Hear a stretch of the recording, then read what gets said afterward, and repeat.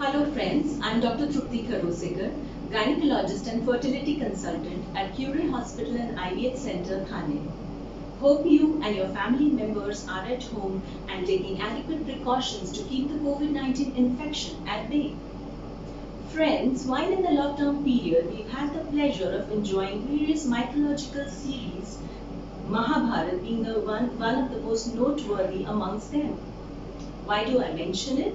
To highlight and stress upon the fact that Raja Dashrath could father 100 sons or 102 children to be precise in the epic.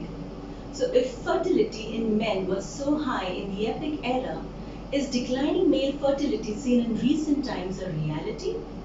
Unfortunately, yes, it is. Studies have shown a significant reduction in male semen parameters in the growing years. So let us today have a closer look at and try to understand the various aspects of male infertility. Infertility is the inability of a couple to conceive in spite of 1 year of trying. Nearly 1 in 8 couples face trouble having babies. Though both male and female partners might be responsible for the reproductive challenges, male factor itself contributes to nearly 1/3 or 30% of the total causes, and another 20% in conjunction with the female factors, which makes it a total of 50%. The number is significant. To get a better understanding of male infertility, let me brief you about the reproductive system of men. The male reproductive system consists of the testicles, where production of human gametes, sperm, takes place, which is called spermatogenesis. The epididymis, which is the storehouse where sperm are stored before they attain maturity, and a network of microtubular structures, which is nothing but tiny pipes which carry the sperm from epididymis after maturation into the semen during the act of ejaculation.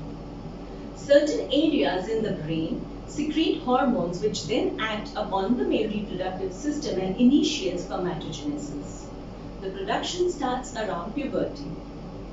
Though most men may produce millions of new sperm each day, you'll be surprised to know that each sperm takes about 72 to 74 days on an average to become mature enough to fertilize a female egg.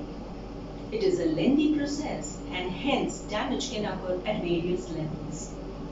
3 important parameters which determine sperm function are the number of sperm in the semen, motility, that is the number of actively motile or highly forward-moving sperm in the semen, and morphology, that is the number of normal-shaped sperm in the semen sample.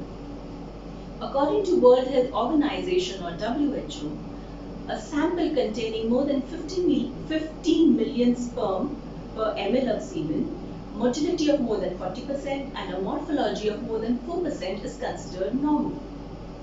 So now what causes decline of fertility in men? Well, a detailed and in-depth discussion of the various causes of male infertility may be out of the purview of the present discussion. But broadly, we can categorize them into 6 groups. Hormonal factors, where there is an imbalance of hormones leading to effect in spermatogenesis. Anatomic factors, where the formation or transport of sperm is affected. Lifestyle factors like obesity, being overweight, smoking, alcohol, stress, diabetes, etc. Infections of the male genital tract are an important cause, especially because if detected early, they can be treated, otherwise can cause permanent damage and scarring. Genetic factors, which are rare but a significant cause of male infertility, and a miscellaneous group like history of childhood trauma, childhood malignancies, history of intake of certain medications, etc. How do we evaluate for male infertility? A careful history and a thorough examination by a urologist or an andrologist may help us find the various causes of male infertility in a particular couple.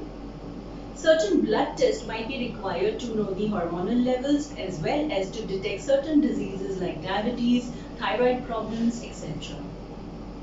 Ultrasound or sonography might be required in a very small percentage of patients to know if there are any anatomical problems. The most important diagnostic tool to know the male fertility status is a semen analysis. In semen analysis, the patient is required to give a semen sample in a sterile container. In the private clinic of a doctor, it is then examined in the laboratory for various parameters like count, motility, morphology, etc. An abstinence period of 3 to 4 days is considered optimum before you give a sample of semen for testing. Now, some men might be uncomfortable or embarrassed to give a semen sample outside the privacy of your bedroom. But people, you need to understand, if you have a blood problem, you do a blood test. If you have a urinary problem, you do a urine test. Similarly, if you have a fertility problem, you do a semen test. So it's nothing to be anxious about. Now, is male factor infertility amenable to treatment? The good news is yes. To a certain extent, your andrologist or fertility expert will help take care of certain factors causing infertility in you. There are certain lifestyle modifications which you can adapt to improve your reproductive health. Keep your sugars in check if you are a diabetic. Stop smoking. Limit the alcohol intake. Exercise in moderation is good for your sperm. 30 to 45 minutes of exercise per day for 5 days a week is considered optimal. Strenuous exercise, though, can be detrimental to sperm health. Avoid the use of over-the-counter muscle-building supplements, which is the abuse of which is very, very common among gym trainers. These supplements contain testosterone, which can hamper your ability to father. We've discussed in the previous talk in detail how diet affects our reproductive health. So increase the intake of green leafy vegetables, fruits, whole grains, nuts, egg, fish, etc. in your diet. Try and grab at least 6 to 8 hours of sleep each day. High amounts of heat are not good for sperm health. Hence, hot water baths, saunas, handling of laptops on the lap instead of a tabletop or desk can be detrimental to your sperms and are not advised when you're planning pregnancy.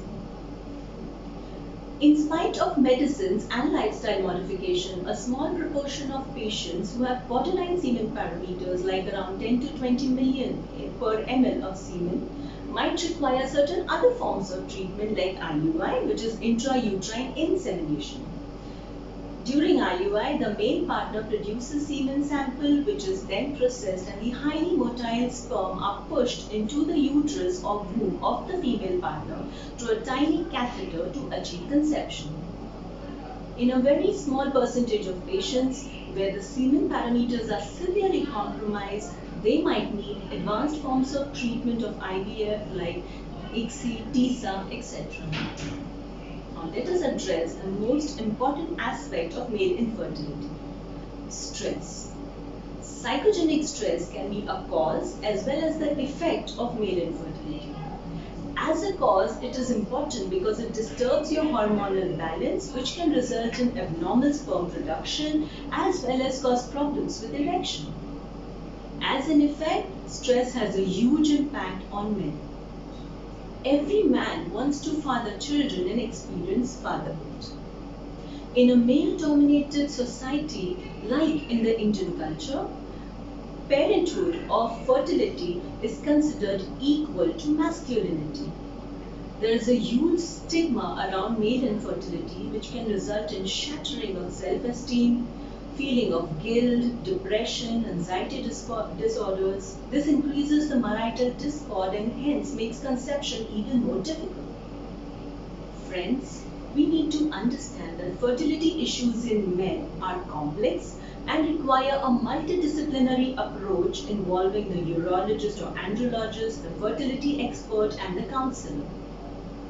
Couples are quite reserved when it comes to discussing reproductive health issues with their healthcare professionals, and especially when it concerns the male partner. And this makes them refrain from treatment. But you need to understand that just worrying and not acting does not take away tomorrow's problems. It just takes away today's peace. So my advice to all the men out there who are struggling with fertility issues It's about time you see your fertility expert and begin your journey of fatherhood. Thank you. Take care.